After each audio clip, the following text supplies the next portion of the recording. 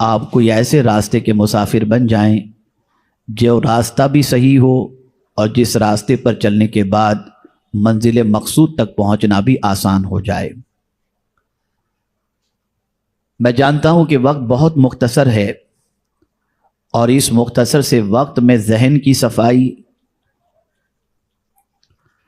اور اس مختصر سے وقت میں معافی ضمیر کو پیش کرنا نہایت ہی مشکل ہے، لیکن پھر بھی میں کوشش کروں گا کہ آج جو عنوان ہے اس عنوان سے متعلق کچھ ضروری باتیں آپ کی سماعتوں کے حوالے کر دوں، لیکن میں چاہوں گا کہ پوری توجہ اور انہماک کے ساتھ آپ گفتگو کو سماعت فرمائیں، اس لیے کہ عمومی طور پر دینی محفلوں میں شیطان توجہ کو بانٹنا چاہتا ہے کہ آپ کی توجہ ہٹ جائے، آپ ادھر ادھر دیکھنے میں لگ جائیں، کوئی آنے جانے والا پریشان کرے اور بات باؤنسر ہو جائے تاکہ آنے کا مقصد ختم ہو جائے۔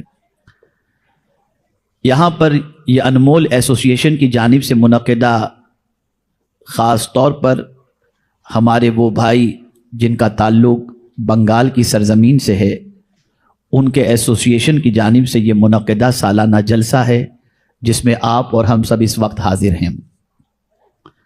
میرے پیارے آقا صلی اللہ تعالی علیہ وسلم کے پیارے دیوانوں، بڑی قربانیوں کے بعد آپ اس سرزمین پر تشریف لائے، ممبئی کی سرزمین پر اپنا وطن چھوڑا، اپنا بچپنا قربان کیا، اور یہاں آنے کے بعد اپنے علاقے کو چھوڑ کر بچپنے میں اس شہر میں آپ نے کسی مقصد کے تحت قدم رکھا، ایک بڑا سفر کر کے آپ نے اپنا بچپنا قربان کر کے اس زمین پر آپ تشریف لائے۔ آپ نے مزدوری سے آغاز کیا ہوگا، سلائی سے آغاز کیا ہوگا، ایمبرائڈری سے آغاز کیا ہوگا، بہت سارے چھوٹے چھوٹے کام سے آپ نے آغاز کیا ہوگا، اور پھر جا کر کے آپ میں سے بہت سارے ساتھی ایسے ہوں گے جو آج ترقی کی منزل پر پہنچ گئے۔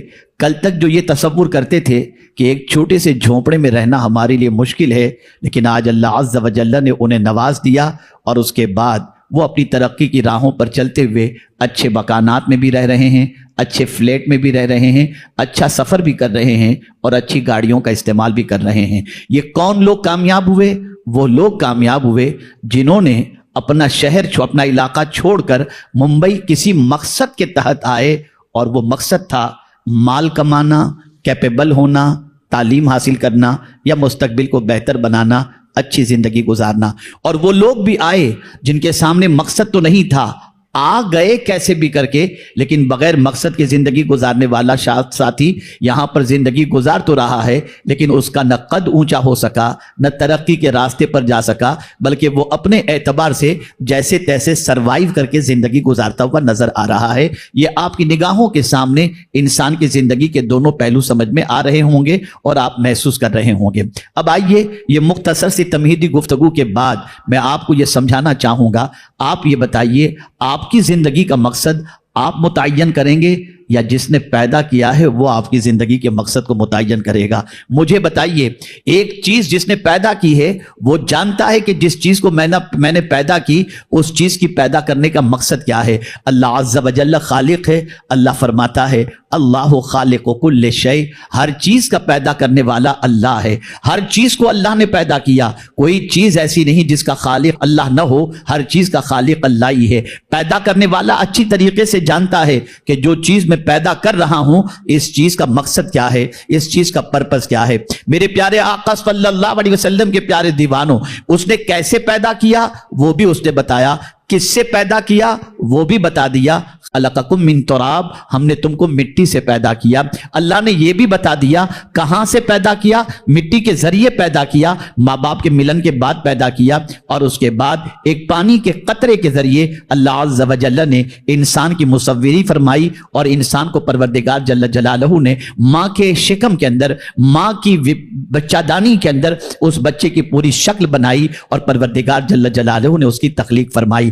آپ اندازہ لگائیں اتنا زیادہ اس کے لیے پروسیجر ہے کہ ایک ایسی جگہ پر ایک انسان کو تیار کیا جا رہا ہے جس جگہ کی سائز اگر دیکھی جائے اور اس کے بارے میں غور کیا جائے تو بڑی معمولی جگہ نظر آئے گی، لیکن اس کے باوجود وہاں پر اس انسان کو تیار کرنے میں، آنکھ بنانے میں، کان بنانے میں، ناک بنانے میں، ہاتھ بنانے میں، پیر بنانے میں اس کریم کی عظمتوں پر قربان جائیے کہ وہ کس طریقے سے ایک پانی کے اندر، آپ ذرا دیکھیں، کسی آرٹسٹ سے کہہ دیجئے کہ ذرا پانی میں تصویر بنا کر کے بتا دو، دریا میں تصویر بنا کر کے بتا دو، دنیا کا کوئی انسان پانی میں تصویر نہیں بنا سکے گا۔ اے میرے رب تیری عظمتوں پر قربان کہ ایک پانی کے ذریعے پورا انسان تیار کر رہا ہے۔ آپ اندازہ تو لگائیے، آنکھیں بھی بن رہی ہیں، کان بھی بن رہا ہے، دل بھی بن رہا ہے، وجود انسانی تیار ہو رہا ہے۔ کون ہے یہ پیدا کرنے والا اور یہ بنانے والا؟ تو قرآن کہتا ہے هو الذی یصورکم فی الارحام،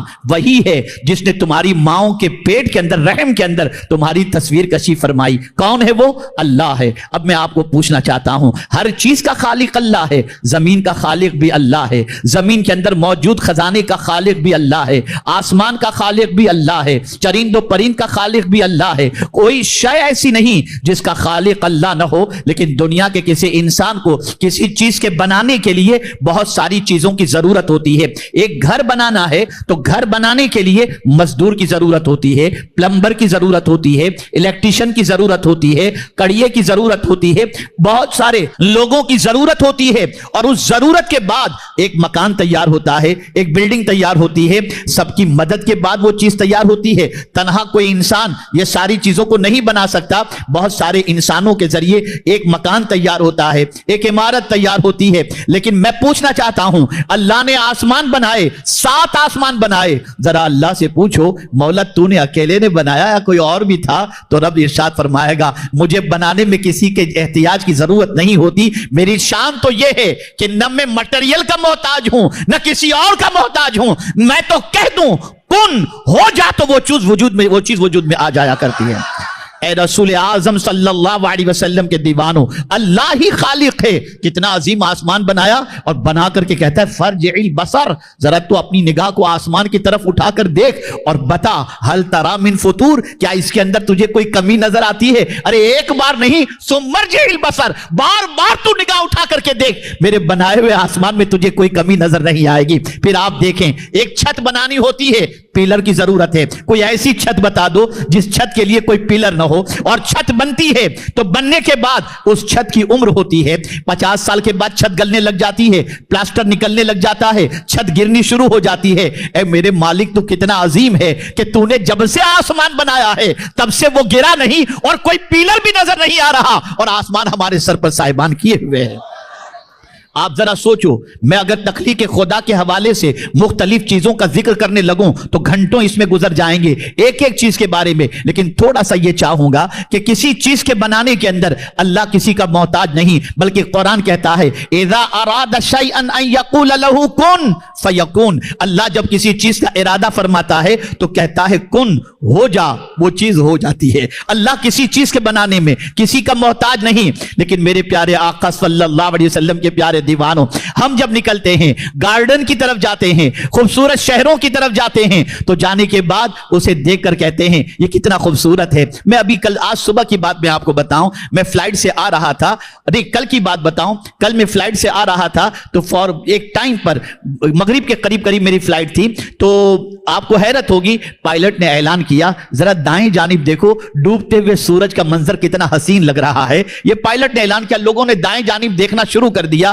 اللہ اکبر، ڈوبتے ہوئے سورج کو دیکھ کر آدمی کہتا ہے کتنا حسین منظر ہے، چاند کی چاندنی کو دیکھتا ہے انسان کہتا ہے کتنا اچھا منظر ہے، باغات کو دیکھتا ہے انسان کہتا ہے کتنا اچھا منظر ہے، اسی طریقے سے عالی شان عمارت کو دیکھتا ہے، کسی کے بنگلوں کو دیکھتا ہے انسان کہتا ہے کتنا اچھا منظر ہے، اور اسی طریقے سے سمندر کی طغیانی کو دیکھتا ہے، سمندر کی لہروں کو دیکھتا ہے تو انسان کہتا ہے یہ کتنا اچھا منظر ہے، اور یہ کہتا ہوا نظر آتا ہے اے اللہ تیری عظمتوں پر قربان، بلند پہاڑ تو نے پیدا کیا، باغات تو نے پیدا کیے، ہریالی تو نے پیدا کی۔ اب میں میرے کریم سے پوچھتا ہوں مولا اتنی ساری چیزیں حسین ہیں، سب کی طرف اٹریکشن ہوتا ہے، ذرا تو بتا تو نے سب سے اچھا کس کو پیدا کیا ہے، سب سے خوبصورت کس کو پیدا کیا؟ تو میرا کریم جواب دیتا ہے لقد خلقنا الانسان فی احسن تقویم، मैंने बेहतरीन तखलीक के एतबार से अगर कोई चीज पैदा की है तो मेरे बंदों को मैंने पैदा किया, इंसान को पैदा किया। इंसान से हसीन किसी और को पैदा नहीं किया गया।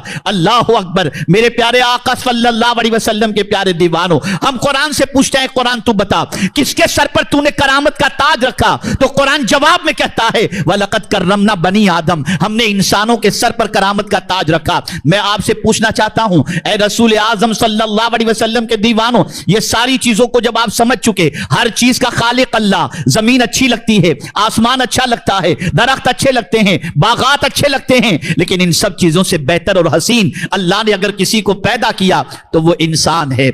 अब मैं आपसे पूछता हूं, ए रसूल आजम सल्लल्लाहु अलैहि वसल्लम के दीवानों, सब चीज को अल्लाह ने पैदा फरमाया। अब हर चीज का मकसद क्या है?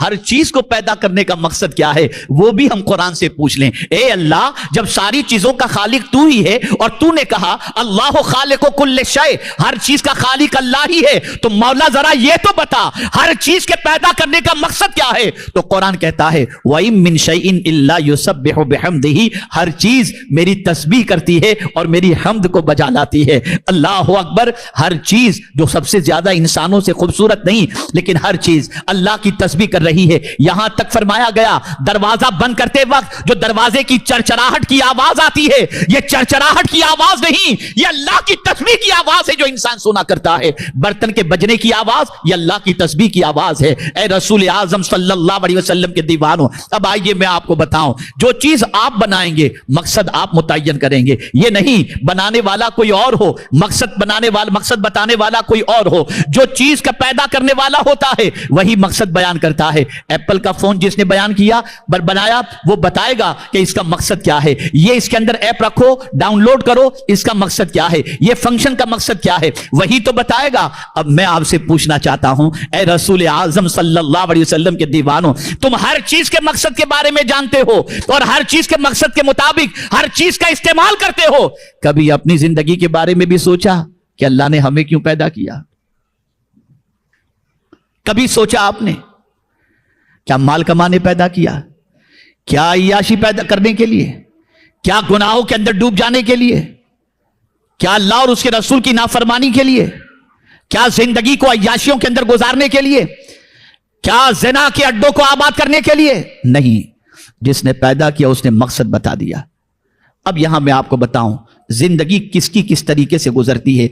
हर एक की जिंदगी के मुख्तलिफ मकासिद हैं। मुनकिरीन की जिंदगी का मकसद अलग, मुनाफिक की जिंदगी का मकसद अलग, और मोमिन की जिंदगी का मकसद अलग। सबकी जिंदगी के अलग अलग मकसद हैं। आज हमारी जिंदगी का अगर हम जायजा लें तो हमने अपनी जिंदगी का मकसद क्या बना लिया? खाओ पियो मौज करो, बस। यह मोमिन की जिंदगी का मकसद नहीं हो सकता। मोमिन सिर्फ खा पी कर मौज मस्ती करने के लिए नहीं आया। मोमिन सिर्फ दुनिया की चीजों से फायदा उठाने के लिए नहीं आया। उसकी जिंदगी का यह मकसद नहीं, बल्कि ऐसी जिंदगी गुजारने वालों के बारे में जो लंबी लंबी उम्मीदें लगाते हैं, कल मेरा इतना हो जाएगा और इतना बना लूंगा और ये हो जाएगा और वो कर लूंगा। चलो आज भिवंडी के ढाबे पे खाने जाते हैं, चलो आज फला जगह खाने जाते हैं, चलो आज ये आइटम खाते हैं, चलो आज ये चीजें खाते हैं। जिनकी जिंदगी का ये मकसद है वो मोमिन की जिंदगी का मकसद नहीं। और जो ऐसी जिंदगी में हैं उनके बारे में अल्लाह क्या फरमाता है जानते हैं? हुजूर से फरमाया अल्लाह ने, ज़रहुम याकुलू वयतमत्तउ वयुल्हिहिमुल अमल फसौफ यअलमून। महबूब उनको छोड़ दो, छोड़ दो उनको।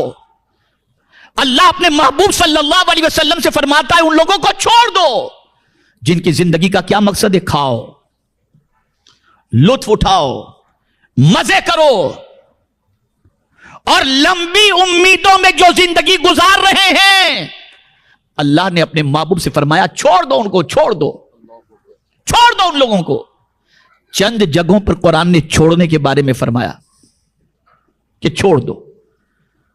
और मुझे हैरत होती है, डॉक्टर अगर किसी चीज को छोड़ने के लिए कह दे हम छोड़ देते हैं, लेकिन अल्लाह छोड़ने के लिए कहे तो हम छोड़ने के लिए तैयार नहीं। अल्लाह फरमाता है वज़रू ज़ाहिरल इस्म व बातिनहु, जाहिरी गुनाह भी छोड़ दो और बातिनी गुनाह भी छोड़ दो, खुलकर गुनाह भी छोड़ दो, चुप करके गुनाह करना भी छोड़ दो। छोड़ रहे हो? नहीं। गए डॉक्टर के पास, डॉक्टर साहब बहुत पेट में दर्द होता है, ये खाना छोड़ दो। जी डॉक्टर साहब, आए खाना छोड़ दिया। आपको शुगर हो गई है, मीठा खाना छोड़ दो। कोई लाएगा तो पहले पूछेंगे भाई शक्कर है इसमें, शक्कर है? अगर कहे है तो भाई ये नहीं पीऊंगा, डॉक्टर ने मना किया है खाने के लिए। नादानो, मैं तुमसे पूछना चाहता हूं, तुम डॉक्टर का इतना ख्याल करते हो, खुदा का ख्याल नहीं करते? और आज तो दौर बड़ा अजीब चल पड़ा है, सबका ऐसा हाल नहीं है, लेकिन कुछ लोगों का हाल है जरूर। बीवी कहे ये छोड़ दो, तुम्हारी मां से मिलना छोड़ दो, तो छोड़ देते हैं। रिश्तेदार से मिलना छोड़ दो, छोड़ देते हैं। उनको घर पे बुलाना छोड़ दो, छोड़ देते हैं। बीवी ने कहा है ना छोड़ दो। जब से मुसलमानों का हाल यह हुआ कि दुनिया जो कहती है वो इंसान सुनता है, और खुदा जो कहता है वो नहीं सुनता। ये दुनिया के इंसान ने तुझे पैदा नहीं किया, पैदा तेरे रब ने किया है, खालिक़े कायनात ने पैदा किया। जिंदगी डॉक्टर देने वाला नहीं, खुदा देने वाला है। मौत डॉक्टर देने वाला नहीं, खुदा देने वाला है। लेकिन डॉक्टर कह दे तो हम छोड़ देते हैं, डॉक्टर कहते हैं तो हम खाना शुरू कर देते हैं। ये हमारा हाल है। कुरान ने कहा वदरू ज़ाहिरल इस्म व बातिनहु, जाहिरी गुनाह भी छोड़